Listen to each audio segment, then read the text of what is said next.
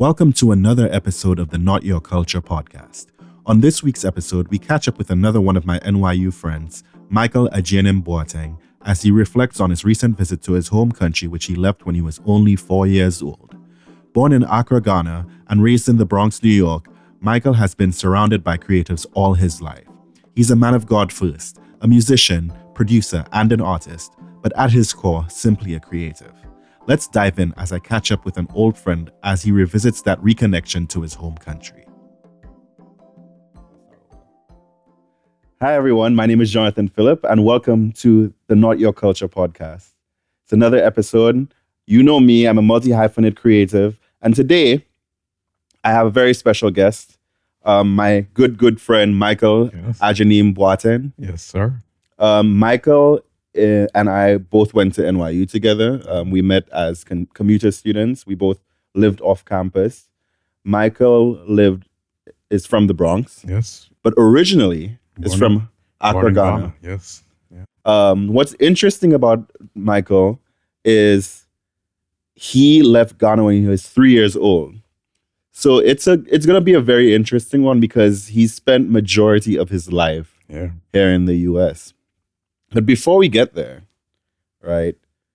I don't even want to start talking about the transition first. Do you even remember anything from 3 years old? So I was about 4 when I left. The only thing I remember, we left very, very early in the morning, and I remember leaving my little brother on his bed. And I vaguely remember going into the airport, leaving the airport in Ghana and arriving in the US. Funny enough, I still have the same outfit that I wore that day, so I kept that. But yeah, I remember little spurts. I also do remember when we first got into our apartment. But for me, it was like didn't really understand what was going on. It was a new environment, so I mean, I didn't know I was in the US. Yeah, so they didn't. Oh, you don't remember them telling you? No one told me anything. Nobody told me anything. So they just pack your bags? Yeah, pack my bags. Let's go. Like, okay, maybe they told me and I probably don't remember, but from my knowledge, no, told me. Yeah. And was that your first time traveling? That was my first time traveling, yes. Okay. That is very interesting. And it was just you? Your brother didn't? It was just me. So, funny enough, my brother was actually born in the US. Okay. Born in the U.S., moved to Ghana, I think almost when he was like 1 year old or something. Mm-hmm. And then he spent like 4 years in Ghana. Okay. So I think I had left when he was like 2 years old or something like that. Okay. So yeah, he was born here. Obviously I was born in Ghana, came over here, but I spent like a year with him together in Ghana. So yeah. Interesting. Yeah. Very interesting. That's crazy. Yeah, it's crazy to say the least. Do you know why you moved? Yeah. So for me and my family, it was more of a thing of giving us a better opportunity in the U.S. Whether it was for education, jobs, because obviously, at least at the time, education system here was much better than it was in Ghana, and like just overall opportunities in general. So yeah. So speaking of opportunities and just, being able to like live as your full self, Michael is also a multi-hyphenate creative. I dabble. Outside of the creative side, Michael is a financial analyst at UBS. Yes. So very smart guy, very successful guy, but somehow he's been able to balance being one of the most incredible musicians and producers come on, man. that I know. Okay, you play. Your name on Instagram has changed so many times from like Kel Sticks to Kel Keys to Kel Bass now. But hey, I think I'm gonna keep the Kel Bass for a little bit. So you play keys, drums. Sax, I think you play. And now you're focusing mostly on the bass. Mostly on bass. But you're also a producer. You're an engineer as well, because I know at your church, you do a lot of recording. A lot of recording, Yes, and engineering in general. That's fantastic. Oh, man, I'm trying. I'm trying. Look, And then you got into like photography stuff. yes. You're doing some video stuff Look, as well. kudos to you. Look, I'll just try to follow you on that. So. I don't know where you find the time. Yeah. Like you're one of these people. I'm not gonna lie. You're one of these people I look at and I'm like, this man does so many things, and he finds the time to excel at Yeah. all of these things. Yeah. I admire you, bro, so much for I that. really appreciate that, man. I think for me, it comes down to like my faith. I'm a huge believer in God, Mhm. and I feel like all I've been able to do has been because of God. Yes. So I just do the best I can with what I have, and like allow God to take care of the rest. Like obviously it's hard to plan and it's hard to like manage everything, but it's like with certain things, if you love it, you make the time for it. Yep. And I think that's just the type of flow that I've been, able to get into. Yeah. Like anything I love, it's like I don't care if it's 4 a.m., 3 Yeah.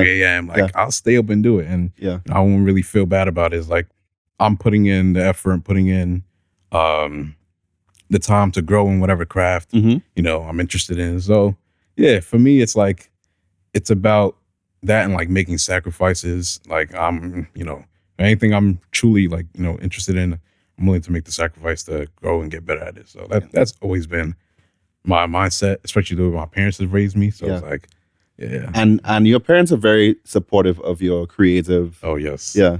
Absolutely. Yeah. Absolutely. When you so Michael went to NYU Stern, which is the business school at NYU. And I am Stern. yes, he is Stern. Stern's man. slogan is "I am Stern." By the way, it's a pretty rigorous program, right? Did you go for Absolutely. finance? Yes, I went for finance. Okay. Business concentration. Okay. And I also did the business of media, entertainment, and technology minor. Yes. Yes. Okay. So that's a special minor that lets either business students study, do a coursework in the creative fields, and combines them. As it said, it's business of entertainment, media, and technology. and technology, and it also allows creative students in creative fields to do business subjects for the same reason, to combine these two areas. What was interesting about going to school with Michael, though, is like as a finance student, again, like it was so fascinating. Made the time to perfect both sides of his being and his craft. Yeah. Like Michael was not studying music. I think you took a couple classes. I took a couple. Like a classes. couple electives. Yeah. But this man was literally the engineer for the recorded music students in the Tisch Art School. Like we have one friend who was doing the recorded music program at NYU Tisch, and she pretty much recruited Michael for everything, to help her record, and was teaching her. He's taught me stuff, and my background was in music technology, and then on top of that, I think she also you were recording for her friends as well. Yeah, it's crazy. I feel like I was in Stern, but almost like half my time was spent in Clive. Like it's crazy. Clive is the Clive Davis Recorded Music Department. That's the full name, by the way. So I always found that really, really fascinating. Bro, big kudos to you. Man, thank you. You're absolutely great at what you do. I mean, I remember you sending me demos. You still send me demos and completed tracks, and I heard the progress. Yep. Your mixes are clean. Yeah, I'm trying. And you have a style that my playlist is always on shuffle. Yeah. But I put all the songs that I plan on listening to in the same. It's 3,000 songs. Yeah, that's great. So, and it's all genres. Yeah. But every time one of your songs comes up, even if it's not something I listen to all the time, I'm like, that's a Michael. You know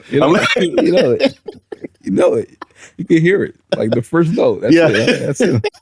Such beautiful music. Yeah, man. And I will link it in the comments on the YouTube video. Yes. But we'll also at the end we'll have you give your details. Perfect. So back to your migration to the US. Other than you leaving Ghana, do you have any memories of Ghana that from your childhood? I have very, very little memories of my childhood. Okay. I think the things I remember the most are things that traumatized me. I remember this one time. It was hot.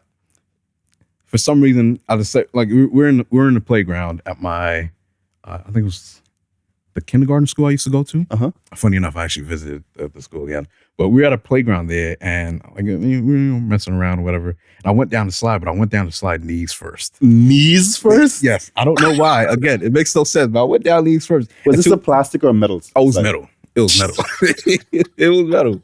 It was metal. Why I did it, I don't know. But You were like two. I still have a scar too. It's crazy. Yeah, I remember that. You know what? You didn't have a real childhood if you don't have scars on Oh your yeah, knees. for sure. Yeah, For sure. yeah. For sure. I stand by that. That's a must. Yeah. You need it. You need it. If you don't have it, try again. Yeah. Seriously. What? Yeah. I remember that. I remember I got into this argument with this kid once, and we're in school, and he cursed, and he blamed it on me. And the teacher didn't believe me. Wait, he said you cursed? Yeah, he Okay. said I cursed. He said I said that for whatever. And he blamed it on me. Not my Michael. Yeah, no. I'm like, he's telling the teacher, oh, he cursed. I'm telling the teacher, I ain't say that. I was even talking. I'm just doing my work. And teacher didn't believe me, back, how it is in Ghana. Like, so she took me up to the front, had a ruler, smacked my arm, my hand a couple times. Yeah, it's trauma. That's all I remember. Other than that, I feel like I have like no solid memory of my time there. So this trip back was definitely like very eye-opening, and like it was the first time I actually felt like a foreigner Yeah. in my home country. Yeah. So it was very ironic. So the reason why Michael is here, and I got him like fresh back, because you came back on like Sunday. I'll get my Sunday. Yeah, Sunday. Michael just came back from Ghana for the first time since he left. Yeah. It's been 20 years. 20 years. First time in 20 years, yeah. 2 decades. And so what was the experience like? First of all, was this a trip that you planned on your own? Did you go with family? Did you go alone? So it was a trip I went with. I also went with my girlfriend Okay. as well. So we both went. For me, like the trip was, I hadn't seen family. I hadn't seen my grandmother, and obviously, like I was at 20 years. So it was like, for me, it was like, if I don't go now, when? Yeah. Won't like go type of thing. So Yeah. How old is she? she is 73, I believe. Okay. Yeah, 73, and she's moving too. Yeah. It's like, well, yeah, it was an important, family trip for me to, see my family, and also, get acquainted with my roots and, explore Ghana. So Mhm. yeah, planning that trip, it was like, it was very important Yeah. to, to visit. So yeah. And what was the experience like coming up to that trip? Was this something you were excited for? Were you nervous at all? Absolutely excited. So I think at first I was a little excited. I was like, okay, yes, finally, I'm gonna go to Ghana. I'm gonna see my family, explore a little bit. And it kind of got overshadowed by, the work life and all that, and balancing all that. So Yeah. it's like, for me, a lot is going on.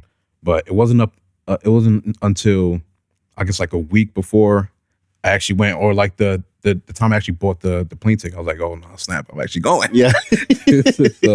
So I think as it got closer to that day, I was more excited and more like, a little anxious, because, at that time you don't really know what to expect. Yeah. So yeah, for me it was very I guess nostalgic, yeah, to say the least. Yeah. So And so when you got off the plane, what's your memory of getting off the plane? What are the sights, the smells, the sounds? Do you remember? I mean, I didn't ask you to remember all these things, but I don't know. I think it's definitely like a special trip. absolutely. So like I feel like there should be a lot of senses tied to that experience. What was that first experience getting off the plane? Sorry. For me, the smell was very earthy. Okay. Like very, very earthy. If the air felt very fresh, it felt very, open. Yeah. Obviously here in New York, you smell cigarettes and asphalt. But not, These are the nice things. yeah, that's what I'm saying. But But yeah, it felt very, it felt very fresh, very earthy, very, welcoming. Yeah. But I think for me, the thing that I guess shocked me the most was the actual sights of everything. Mhm. Whether it was like, the hustle of people around, Mhm. which like the hustle culture is crazy. Okay. Um, Is it like a very busy place? oh yeah, very busy. But it's Okay. like it's an interesting busy. It's not like it's a laid back busy. It's Okay. almost a busy because you have to type thing. Okay. So it's like because of the state of the economy there, it's like everyone needs to have some sort of business to hold them down. Okay. Whether it's you have a little kiosk stand and you're selling merch, or like you're selling book bags, or you're selling, sandals or flip flops, Yeah. or whatever, or you're selling food in the middle of the highway, which is like that was the whole trip. Everywhere we went, it doesn't matter whether we were on the streets or on the highway, like people are selling stuff to you. Like, sometimes people come up straight to your car, like, yo, you want to buy plantain chips? So you want to, so it was like, for me, it was a shock because obviously in New York, you have people that come to your cars begging for like money or like food and whatnot. But it was like, this was like a whole nother level of hustle, a whole nother level of like, man, I need to make ends meet. I need to, provide for my family, do this, do that. Did you get picked up by like family or? Oh yeah. Yeah. I got picked up by my aunt. Funny enough, I saw my aunt for the first time in May. Uh-huh. I think it was like April or May. She came to the U.S., spent some time with us. So that was actually my first time seeing my aunt. But after then, she's the one that picked me up. Okay. And we planned it as a surprise for my grandmother. So my grandmother didn't know I was coming. Oh, okay. Yeah. So she picked me up from the airport with her children, her husband, and then one of my uncles. Okay. So it was a very, very interesting, experience, surprising my grandmother that way. But yeah. And how did that go? Oh, she was shocked.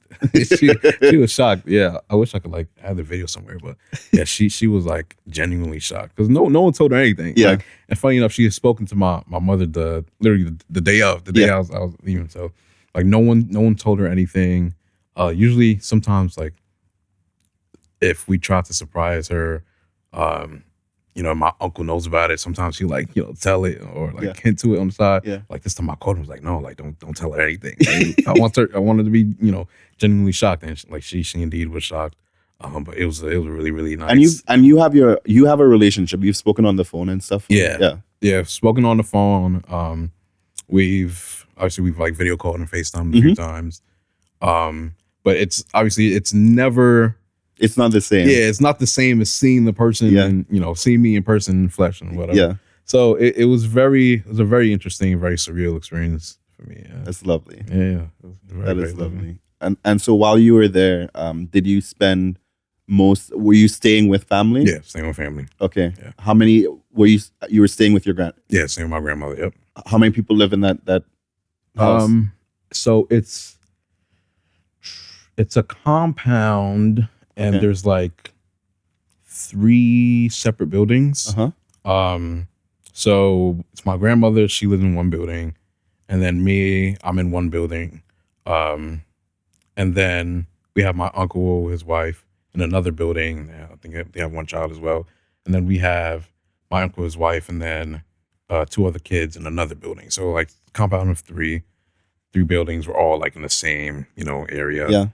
So it was like, pretty intimate. But everyone still has like their own space. So, yeah. And would you say that like the compound arrangement is something that's very common? Oh yes, there? yes. Yeah, so it's so I can assume it's very like family. Yeah, very very family and community centric. Heavily. Yeah. Heavily. That must be nice though. Yeah. Like I mean, as someone who comes from a small island, like I can get how like people in your business all the time. Hey, everybody knows everything. But I think it's also sweet. I think I cherish community a lot more. Yeah. Like now that I've lived here, which is New York is a little bit more individualistic, and then it's just even like unless you like own a home that here. was a huge change for me. I'm not gonna lie. Yeah. It was a very big change for me because I'm a very independent person. Yeah.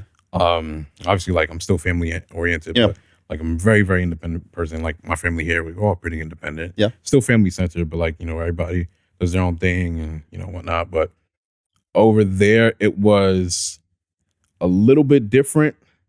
Only because again, like we are all in the same space, but it's like even things like eating, like we're all eating together. Like sometimes my grandmother make me food. If I went out or something and then came back, she'd have food prepared for me. Like we'd be upstairs, I'd eat, and like she's sitting around with me, and that sort of thing. But had it been me here, I probably just like got my food, went to my room or studio or something, and like kept working. Yeah. So it was definitely a different change, a different pace. Yeah. So were you completely off, like on vacation while you were there? Or? Oh yeah. Okay. Oh yeah. Absolutely. I ain't taking my work phone or nothing. Like, could be an emergency. I don't have my phone. Can't reach you. Yeah, that's it. It's your time off. I agree. It's my time off, man. Okay. So how did it must have been nice though, like having that community absolutely around you. Absolutely. That's really good. Yeah, I've one thing that stood out for me a lot is like the meaning of community and like how special it is. Absolutely. I think a lot of the issues, like the new issues that we have, especially on this side of the world, comes from the individualistic. Yes. Like I feel like people are very unhappy. We are social creatures. Yeah. And it's can't do everything on your own. Exactly. And then even just having people around you too. There's balance. Like for me, I consider myself an introvert, so like there will be times where I'm like, my social battery's just then I'll just go into my own. I get that. I get that. But at the same time, it's nice to have someone there that even if you're just sitting in the same space, like it's a really nice feeling. Absolutely. So, what was on the agenda? Was it a planned trip? Did you have like things that you wanted to do, or did you just wing it, or did you have people like showing you around and? So funny enough, I thinking back, I always feel like I should have planned the trip a little bit better. Okay. Because I didn't. Men. Yeah. Man. But yeah, I think I should have planned the trip a little bit better. It's like I didn't really know what to expect. I think maybe in the back of my mind, I was expecting some similarities to here, but like over there, time is a little wonky. Like spending a week, and my trip was short too, so it was only like 6 days or like 5 days if you count traveling, whatever. Yeah.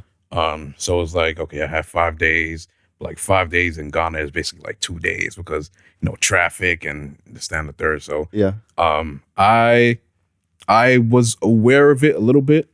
Like my girlfriend, she always told me, she was like, oh, like it's a lot to squeeze in 5 days. Yeah, and time in Ghana is different, but obviously like until you actually experience it, it's like, oh snap. Okay. Is she from Ghana? She's also from Ghana. Yes, okay. Yes. Born? No, born here, but okay. she spent some time in Ghana. Okay. Well. Yeah. So she was like the expert. Oh yeah. She was the expert. She was the expert. But yeah, for me, like the main thing I went into the trip knowing was, okay, I definitely want to see family. At least like the key people that raised me during that 4-year gap. And I wanted to see a few landmarks in Ghana. Okay. Where do we go? We went to Kwame Nkrumah Memorial. Okay. Kwame Nkrumah was like the first president in Ghana. Okay. So I was like, that I definitely have to go see. And then Cape Coast. Cape Coast Castle is where they held the slaves in West Africa or in Ghana before, they would have to... The enslaved people. Yes, the enslaved people. Yes. Before they... yeah. So those two I knew I definitely, wanted to see. And then the rest was, just spending time with, people that mattered. So yeah. How was the trip to Cape Coast? Oh, that was very, very interesting. Okay. First of all, the drive there. Okay. Another wake-up call was the roads in Ghana. So the trip was in total like 2 hours long. Mm-hmm. It was like 2 hours, 3 minutes, almost 3 hours. And we left pretty early. We left around like 4:30. Okay. That way, we didn't like 5, or that way we didn't, catch traffic. But the trip was long, but not because of the distance, because of the condition of the roads. It was like non-existent. Literally non-existent. Like, But was it like there is no like asphalt road, or was it like a situation where like there was one, it's just not maintained? so combination of both. Okay. Yeah, combination of both. Like, we had some asphalt roads, but like the bumps, it's crazy. Speed bumps on the highway is insane. Like, like the roads like really made like the trip longer than it was supposed to be. Because I feel like with the distance, it was probably like driving from here to like Stanford. So like, Okay. yeah, so it wasn't really that long. But like the condition of the roads was very, very bad. Funny enough, like I thought it was bad, but like talking to my parents, told to my father, he was like, no, that's not the worst. So I was like, yo, okay, it get worse than this. I was like, wow. But yeah, so like literally as we were driving, a section of the highway was like literally carved out and dug out. I think in preparation for the government, trying to make it better. But like it's been like that for like 5 years. So you heard it here first. The government does dig up the road everywhere. All right. Although for us is Wasco. Wasco is St. Lucia's water and sewage company. Oh, snap. There's like a whole thing in St. Lucia that like whenever the government freshly paves the road, Wasco decides now is the time to dig it up to go do it. Yo, it was common everywhere. Yeah, it's common everywhere. They all doing it. Like yeah, man. Yeah, fresh. All right, roll them up. I love my people. Man. And then getting to that historic site itself. Oh yeah, that was amazing. First of all, the view. Hopefully I could probably send you something to. So, but like the view, I'm looking forward to it. Yeah, like the view was amazing. Like you'd see, what is it?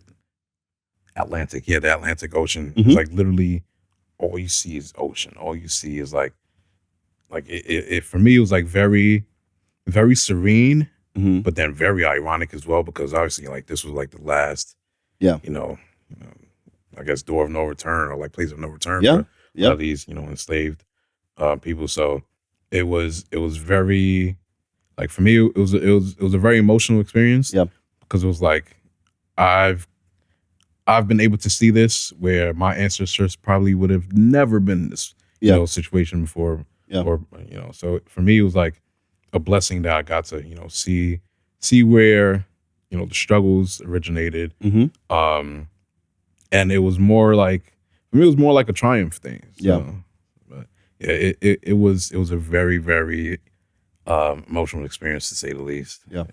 So, and I think it's also what's actually also interesting. I've been Ta-Nehisi Coates recently released a book where he, in the first part, I think it was the first part of the book, it's in 3 sections. He went to Senegal. Okay. And he went to a similar point in Senegal where the enslaved people were put before they were sent over. But like something that he brought to light was like, you're looking from the other side of the Atlantic. Yes. And there was something surreal about that, where it's like, when you live on the East Coast in the US, you're looking that way. And then from Africa, you're looking the other way. And there's something like deeply. Absolutely. Yeah. There's something deep about that, you know? Like you have the freedom to see both sides. Yeah. Yeah. At your own will. At your own will. Yeah. Heavy at your own will. Yeah. That's the power behind it. Yeah. And then something I might be jumping ahead here, because I still want to talk about you know what, I'll hold this thought in my head. head. So tell me, was it just these 2 things you were able to do? So aside from these, aside from those 2 things, I was actually able to go to one of the houses that my family's building. Mhm. We've been building this house since before I left. Before you left. Yeah, before I left. Yeah, Okay. yeah. So there's actually a picture of me on our compound when we were like first laying our foundation. Yeah. And I was like 3 years old in that picture. So Is that the one with you in the fire fit? yeah. The album cover? Yeah, I was like, yeah. So I was able to visit the house and actually see how things are going. Mhm. My dad actually spent like a few months in Ghana this summer, so he would send us updates on how the house is going. But Mhm. actually seeing it in person and visualizing it, it's like okay, now I see what's And going on. do your parents plan to move back? Yeah. Yeah. I know my dad wants to retire there. So. Yeah. I mean, it's their home. Yeah. Yeah. It's what they know. So I think, because I think sometimes when people leave, again, like they left, you all left for a purpose. Yep. I mean, you didn't leave for a purpose. You were made, the purpose was made for you. Made for me. Yeah, I come. But I think it's interesting when people as adults leave their land, because there are some people who don't want to go back. Yeah. You know what I mean? Yeah. And I mean, I guess technically that's when you're escaping something. Yeah. Whereas I feel like they weren't escaping for something; they were just looking for more. Yeah. And more to bring back. More to bring back. Yep. You know? So I think that's very interesting. I think that's something I love that. Yeah. I think St. Lucia is always gonna be my home. Yeah. I'm gonna go back eventually. Yeah. Yeah, very interesting. Tell me about something that surprised you, other than the role. Was there anything in particular that surprised you? Maybe some preconception you had about what it would be like, that like maybe you would turn completely around, or was there just anything that you couldn't even have expected that happened, but that just was like, oh wow, this is shocking?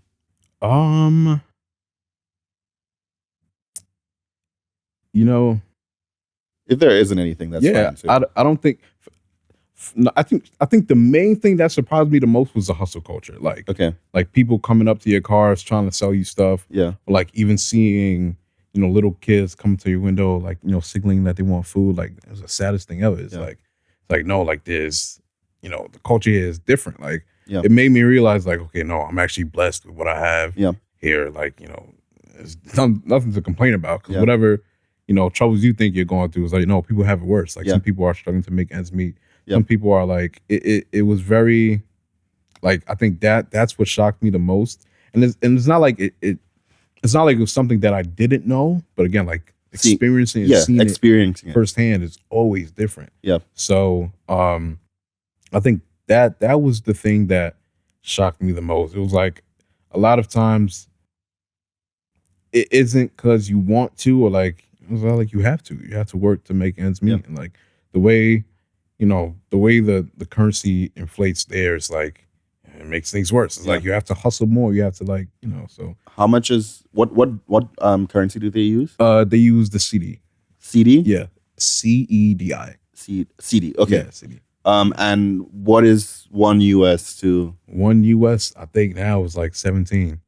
Okay. Yeah. Yeah. So Okay. so it's funny enough. It used to be, I think earlier this year, it used to be like 12. It Okay. used to be 12. So like imagine that gap. And yeah. That's crazy. Like it's insane. So it's like you have to work 10 times as hard than you did. Almost 20. Yeah, almost 20 times as hard. Like Yeah. than you did in January Yeah. now. So Oh it's yeah. like, Yeah. it's crazy. Like Yeah. it's very, very crazy. But that shocked me the most. That Okay. absolutely shocked me the most.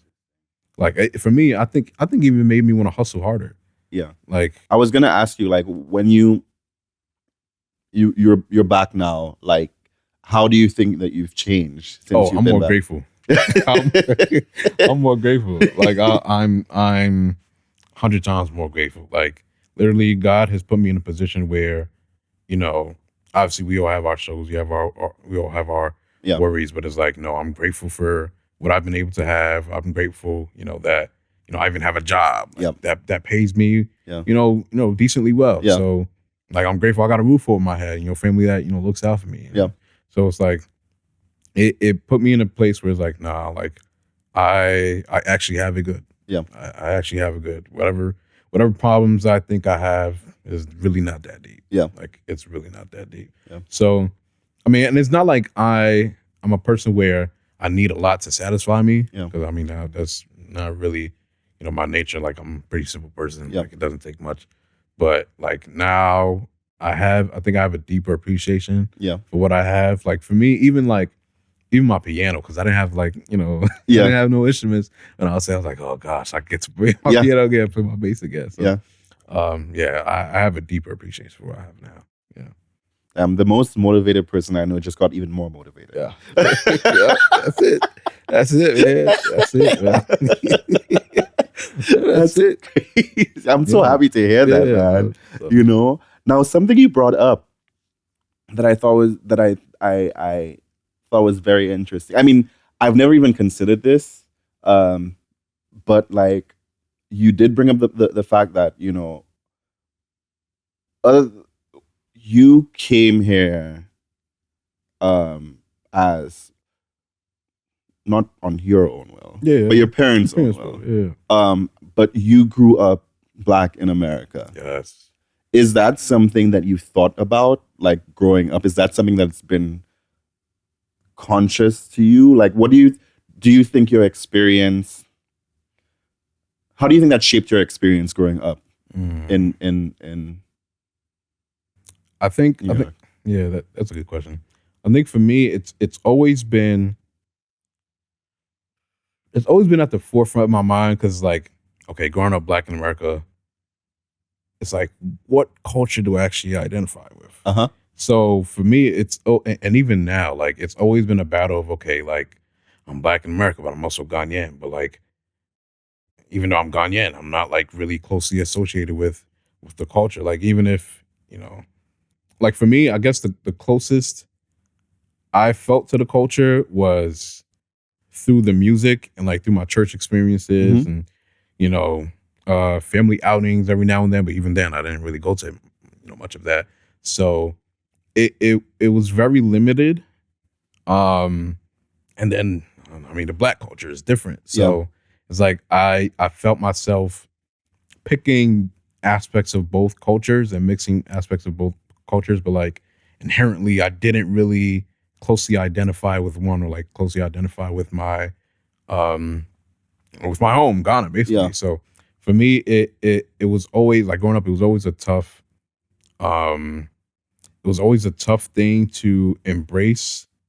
Like it's like I didn't really know where I where I belong. So obviously, through meeting more people, having more of those experiences, like, no, I'm Ghanaian. Like, you know, that's who I am. That's my blood, you know? So for me, I guess it got to the point where it's like, I know I want to be more immersed in the culture. That's who I am. That's where my family is from. So I think that's also a big part of why I took the trip. Was like, these are my roots. Like, where am I from? Like, where's my family from? And like, funny enough, I even, I was speaking with my grandmother while I was there. She's telling me all these stories and like where my parents grew up and that sort of thing. Like what clan we're from. I was like, oh, snap! Like that's dope. Like so we're from the Aguna clan in Ghana. And Aguna? Like, yeah, Aguna. I think it's spelled Agona. Okay. Yeah. And she was saying all these things like our clan symbol is like a parrot and it means like wisdom. I was like, oh no, that's no stuff. That's pretty cool. So I was like, now like through the trip, I was like, okay, now I feel really, close with this culture now. And I think it's definitely shaped my identity now.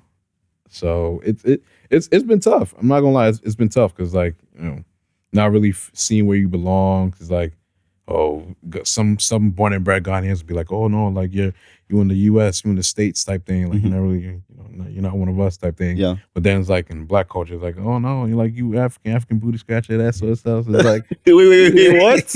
Yeah, like literally, that's what they used to call us in. What did they call you? African booty scratcher. Yeah. Okay. So it's so it's like, especially elementary school, middle school, like it was hard to fit in. It's like neither side accepts you. So And do you think like the teasing made it more? I mean, do you think the teasing made it more difficult as like when you were much younger to like identify with your culture? Was it? Do you think? I think as a young person, you're easily influenced, absolutely, and so did it make you want to be more American then? Absolutely, Yeah, absolutely, yeah. It wanted, like, for me, I want to be more American because, like, I mean, it was cool. Like, yeah, you know, that was, you know, that was the vibe. Like, oh, you went to America, you know, you're a cool kid now. yeah. That type of thing. And obviously, like, at the time, being African was like kind of frowned upon, which is completely different from how it is now. Yeah. Now it's like, you African, okay, yeah, now you the ish. Like, Yeah. like, yeah. So it's like completely different perspective, completely different culture. But it's like at the time, yeah, it was difficult. I was like, yeah, no, okay, if you're calling me this, making fun of me, my African culture, like, okay, I'll try to fit in, being American and whatever. You know? Yeah, I think people make it's so interesting how identity is so America, or at least liberal America, because I've only lived in New York, is so tied around. So I have a theory, especially in places like New York where it's very, very individualistic. Yep.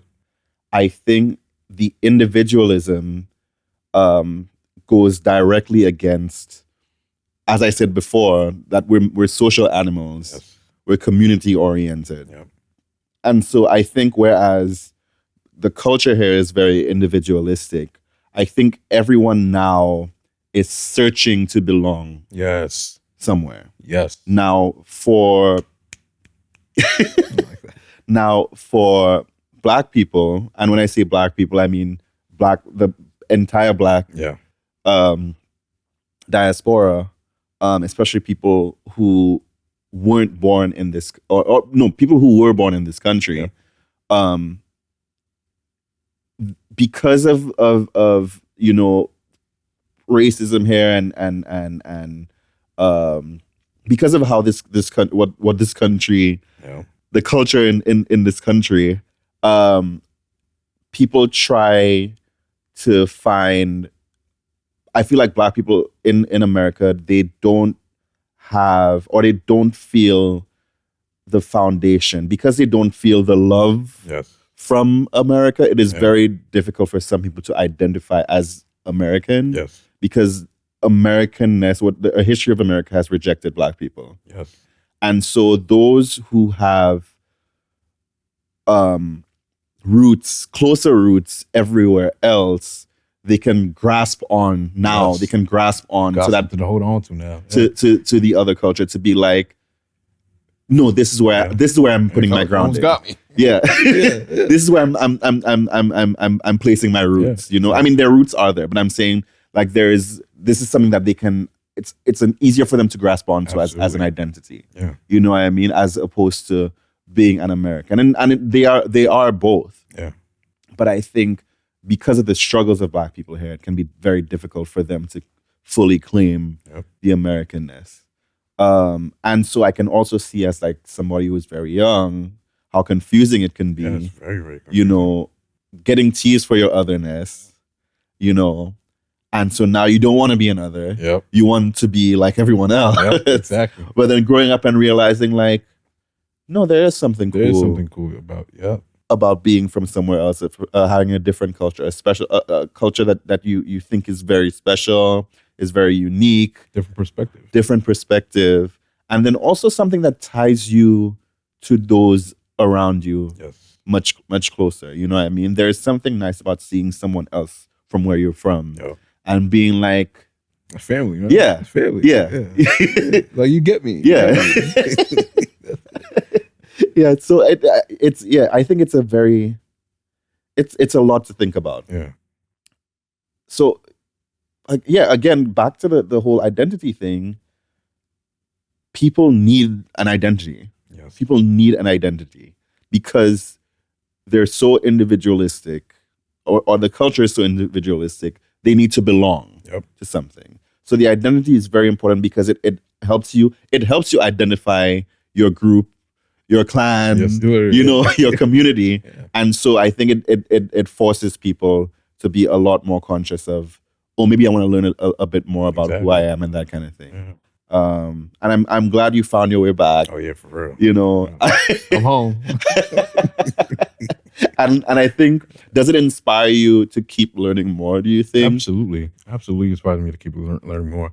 I think, funny enough, like there's some things that I wasn't really like, I guess, interested in at first. Like, I don't know, even with like the politics in Ghana, and like, you know, the whole government policies and all that. Like, I wasn't really, you know, keeping track of that, keeping tabs of that. Yeah. Like now, it's like, okay, no, I've experienced it. Like, no, like this stuff is crazy. Like, what's going on here? Like, fix it. Like, like, you know. But, so like now, I feel like, okay, it's precious to you. Now I have a close connection to it. Yes. Now it's like, okay, no, this actually matters to me. Yeah. And like it's different because, you know, you'd hear your parents talk about it, you hear family members talk about it, but it's like, it doesn't really mean anything to you because you haven't gone through that. You haven't experienced that. So like me going through this experience now, it's like, oh, nah, I see the importance in this. I see, okay, no, this stuff matters and all this needs to be fixed. Yeah. So it's like, you know, dare I say, let me be president type of thing. But it's like, no, like, you know, that stuff matters to me a lot more now. Yeah. So it's definitely made me want to learn more about what's going on there and like, you know, how I can be involved, whether it's like, you know, helping family and certain things. But yeah, I think it's definitely opened up my perspective. And even with like speaking the language, like you know, at home I do speak our native language, which is Twi, with my family. But you know, over there it's like, okay, now I'm pushing myself to speak it more. Like I want to be more fluent in it, type thing. So it's definitely opened my eyes to like broaden myself and like be more immersed in the culture. So that's beautiful. Yeah, that's lovely. So one more thing I want to ask you about. Shoot it. And you grew up in the Bronx? Yes, the boogie down. You don't live in the Bronx anymore. No, I don't. You not recent. At this point, it's been a couple of years now. It's been since when was our senior year? So like what, 4 years now? Yeah. 4 years now. How has that transition been for you? Oh, I loved it. You loved it? I loved it. I loved it. Look, cook me all you want, but I love it, and I stand by it. like for me, you're a Jersey boy. Oh yeah, no, I'm not a full on Jersey boy. Like my life is still in the city. The city still has my heart, but I like the peace and quiet. You know, I like, you know, not waiting 4 hours to find parking. Like, look, so live in the suburbs. Yeah. So, but it's not like. For us, it's not like the suburbs. It's not like, oh, if I scream, nobody will hear me. Yeah, type stuff. It's a neighborhood. It's a neighborhood. So, and it's not far from the city either. It's like 15, 20 minutes. If there's traffic, maybe like 40 minutes. I'm sure you have more space. Yeah, more space. You have your own studio. Like, it's like, I mean, I had a studio when we were in the Bronx, but it's like not to this degree. Yeah. So it's like, now I can make noise all I want. Yeah. Type thing, you know? It's like a basement. Yeah, basement, exactly. Soundproof everything. So it's like, yeah, I love this space. Yeah. I love this space, man. Like for me, we made the move during COVID when interest rates were low. So it was like, yeah, my family hopped on it. Like it was like, well, not waste any time. Just gonna take this chance. Because like if not now, then when? So I think the thing that triggered us the most to make the move is like, funny enough, on July 4th, my dad came downstairs. Because, you know, obviously everybody's like partying, like, you know, people playing music, loud, smoking hookah, doing this, you know, blowing fireworks. They're like triple parked on the street. It's like crazy stuff. So my dad goes down. He's like, yo, like, Mike, you see what's going on? I was like, bro, this is old news. Yeah. They've been doing this. Yeah. So I think that instance really shocked him. And he's like, nah, we got to get out of here. Wait, but was he not there? No, like he was always there, but I don't think like. I guess because it was 4th in 2020. Yeah. Okay. In 2020, yeah. So it I guess he was at work more and either work or sleeping, but like apparently this time he was wide awake. he said he had it. He had it. I think 2020 was a year of a change for a lot of people. Oh yeah, absolutely. There was a lot of time to reflect. A lot of time. Of time. He had all the time to work. You home? What you doing? Reflected. That's it.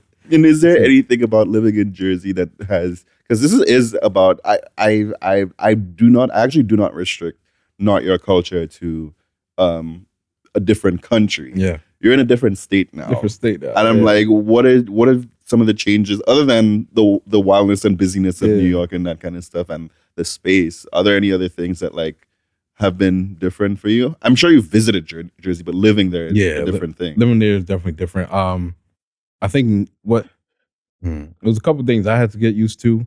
I don't got a bodega right across the street, so like that was a huge change.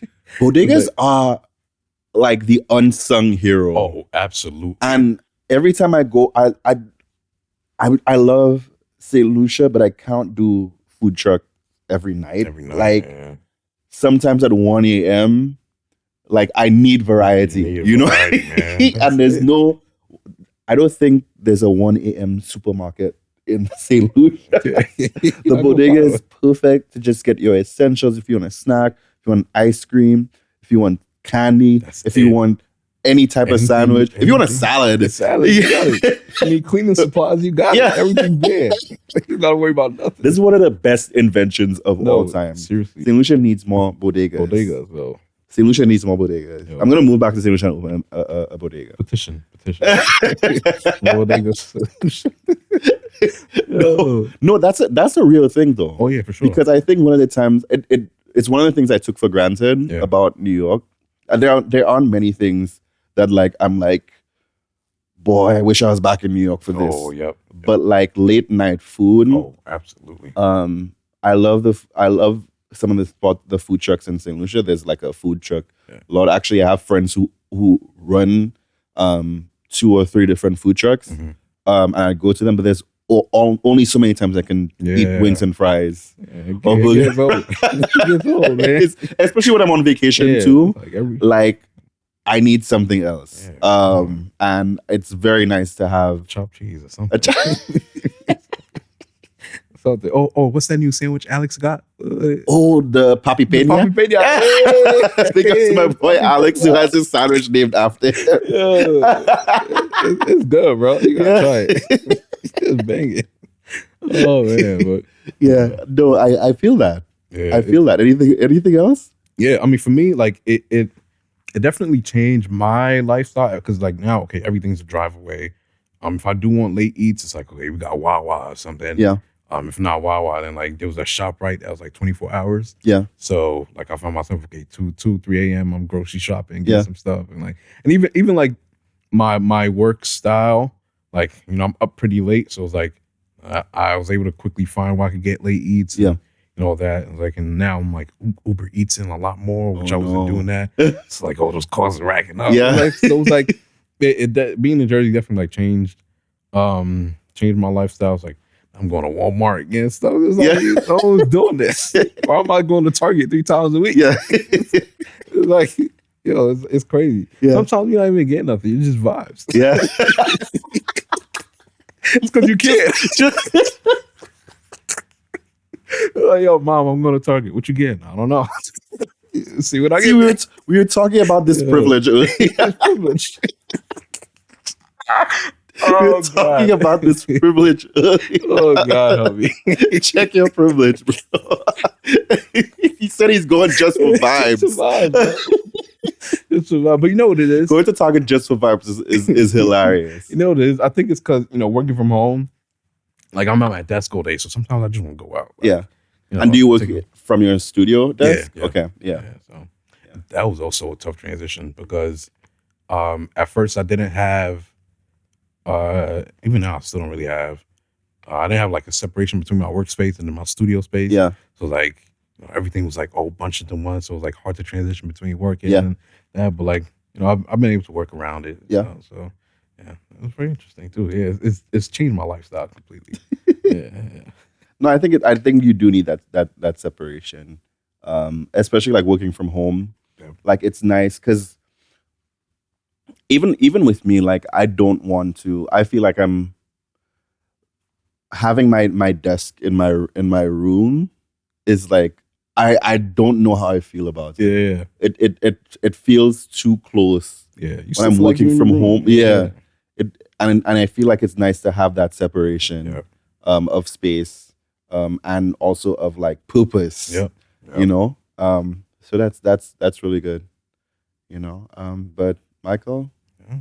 this has been a lovely talk. Look, this is lovely, man. Thank you. Appreciate you having me here. Thank you. I appreciate you coming. Oh. You must be tired. You just came from a trip. Oh no, I'm motivated. I told you, I'm ready. I'm ready, man. Give me all the work. Give me all the work. Projects, give it to me. I'm Thank ready, you man. for taking the time No, to thank you. come here. No, appreciate it, man. It's been lovely. It's lovely catching up with you. I haven't seen you since when did we? Collier. Yes, Chicken Collier. we went to a concert That's a earlier whole this nother year. episode. Yeah, A whole nother episode, man. Oh man. we share some interests, in certain musicians, and we got to go to a concert this year together after not hanging out in like a very long Years, time. yeah. Yeah, so it's nice seeing it. But it's nice seeing you today. Thank you for being here. Can you tell the people where they can find you? You can find which camera I look at. That one.